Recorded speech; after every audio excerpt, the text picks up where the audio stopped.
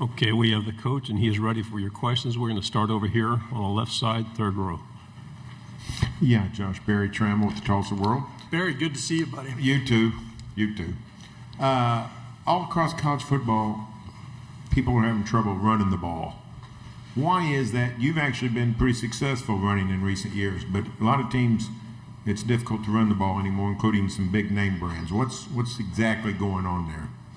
I don't know that it's just one thing. I think the game is cyclical sometimes, and defenses have continued to do a really good job structurally changing, being extremely multiple. Some of the run game stunts, twists that you're seeing are being executed at a really high level too. Over here on the left side, third row. Josh, Jason Caldwell, Auburn 24/7 site. You know Alex Golish probably as well as anybody. What has Auburn got in a head coach, and what makes him tick for you when you think about him? Excited for Alex. You know, like other guys that we've had on our staff that have been able to go on and be a head coach. Jeff inside of this league, and Jerry Mack at Kennesaw. Alex has done a really good job. Did a great job flipping around his previous stop. He's smart. He's got a clear plan on what he wants to accomplish, and going to demand it from the people around him, and excited for him and his opportunity. Second row, and then pass it forward. Coach Leo Haggerty, Amped Up Sports and Draft Nation here in Tampa. Football is the ultimate team game. What one or two players on each side of the ball really have to step up and have good years for Tennessee to be successful? Yeah, I don't think it's just one or two guys. Our experience at the linebacker position have two dynamic leaders that are here for us, and Arian Carter and Jeremiah Thielander. I think those guys are extremely important for us on the defensive side of the football. That can be communication on game day, but the urgency that you have to prepare with and compete with every single day, even as we get into training camp. On the offensive side of the football, I think our offensive line plays a huge part in the success. When you start a young quarterback, those guys have to do a good job of keeping you out of adverse situations such as third and long. Protection's got to be clean as he continues to learn how to play the game and take care of the football. Front row. Chessa Boucher with NBC 33 in Baton Rouge. Lane Kiffin made his return to Knoxville in your first year as a head coach. Things got a bit spicy. Do you think that fan base has kind of cooled off, and what do you expect in November when LSU comes to town? Certainly hope our fan base hasn't cooled off. So, whether it's the grocery stores being fully stocked with mustard, or our sports stores making sure that they got reinforcements on the golf balls. Hopefully, Knoxville's ready for his arrival. Fourth row on the end. Hey there, Josh. Michael Epps here locally at Spectrum Sports 360.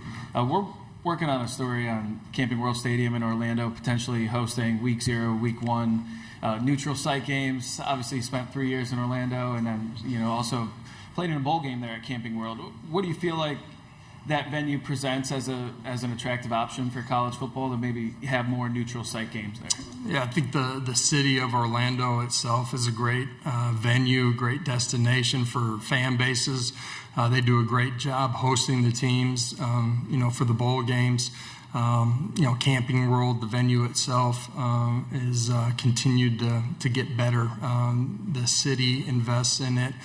They've done a great job of, changing that area of the city, and that's why they've been able to attract great games. That can be, Week 0 games, non-conference games, but also great opponents during the course of bowls. Left side, fifth row.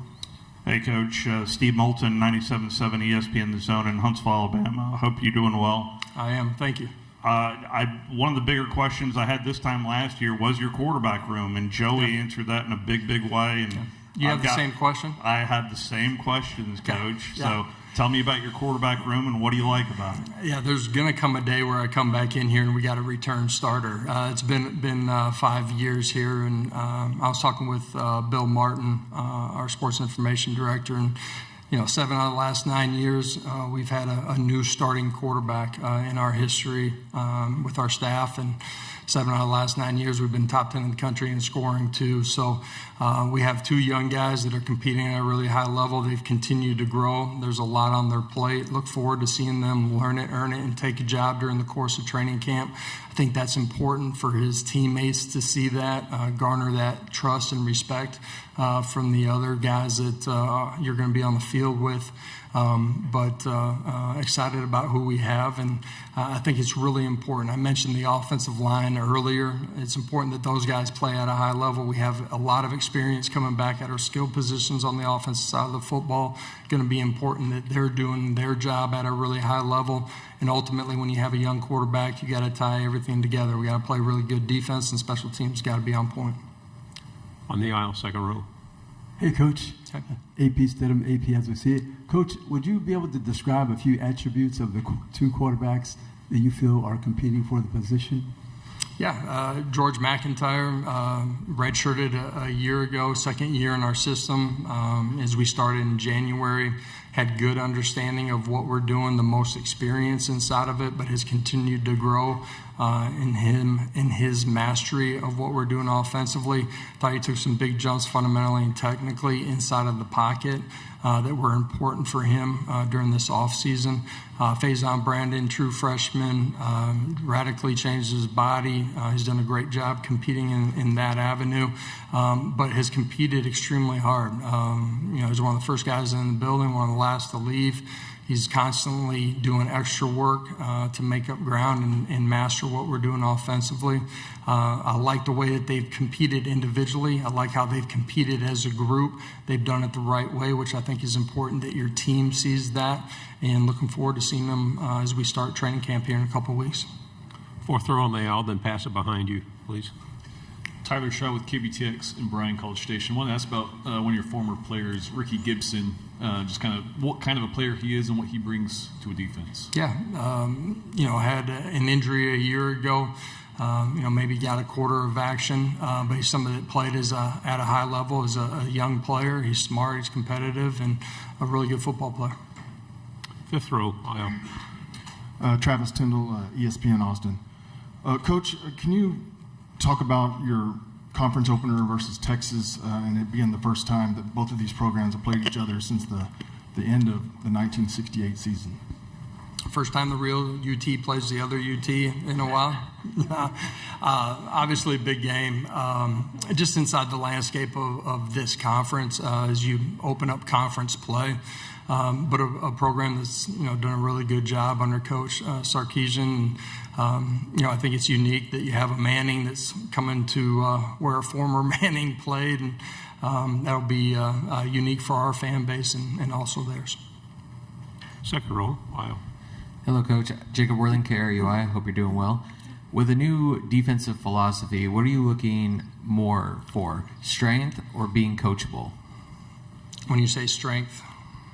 Like in the trenches, discipline, that kind of strength. Yeah. Ultimately, Jim was the right fit for us. You look at his track record, being multiple stops, being able to build elite defenses and being able to do it different ways, being able to fit it to his personnel and putting those guys in a position to be successful. We have a ton of experience coming back at the second level, the linebacker position. We have some really good young players that are going to compete for snaps as well. A new secondary, but an experienced secondary that I think has shown the ability to play at a really high level. Love the traits. Defensively, probably the biggest question mark we have is on the interior. Some young guys that got to continue to grow and develop, but I love the traits. A lot of them are second-year players, and expect those guys to be ready to go play at a championship level. Back row on the aisle again.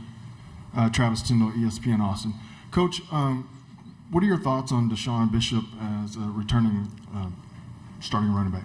Yeah, a guy that was a former walk-on into our program, has grown tremendously just in how he approaches every single day, what he does outside of the building, that mastered what we're doing offensively, has done a great job at changing his body this offseason. You look at his strength and power outputs, his physical mass, but his speed and acceleration as well. he's done those things because of how focused he is to become his best every day, how he takes care of his body outside of the building. I think in the 5 years that we've been at Tennessee, we've rushed for over 2,000 yards every year. First time that's been done since the late 80s. But, Deshaun's a 1,000-yard rusher. We had 2 previous from him as well, and expect him to play at an elite level this year. A guy that is willing to play with the ball in his hands and play with the ball not in his hands has really developed into a great pass protector and a guy that can catch the football out of the backfield.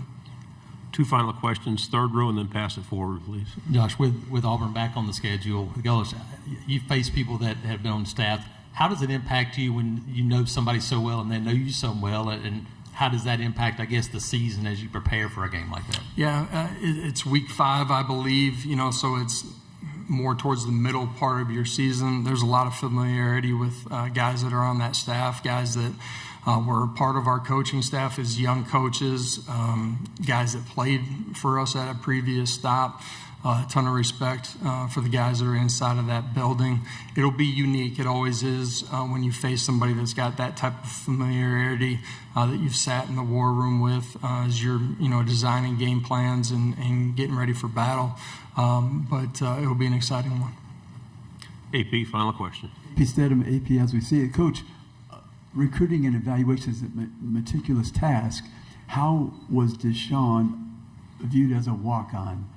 I mean, do you recall that process when reviewing his film and things, and then he became an all-star type player? Yeah, absolutely. Yeah, a guy that was highly productive at a high school that was 35 minutes from campus. His offers, we didn't feel like necessarily matched what his potential skill level was. He had great vision, balance, and body control, great feet in the hole. There were some things that he had to continue to grow in, but we were able to talk to him and just, at that time, we were limited in some of the roster spots that we were able to have, with some of the things that we inherited from the previous staff, and, kind of talk to him about our vision of who he is, how he could develop, and how he could become an impact player. And he certainly lived up and surpassed those expectations. Coach, thank you very much. Appreciate Love it. to see you.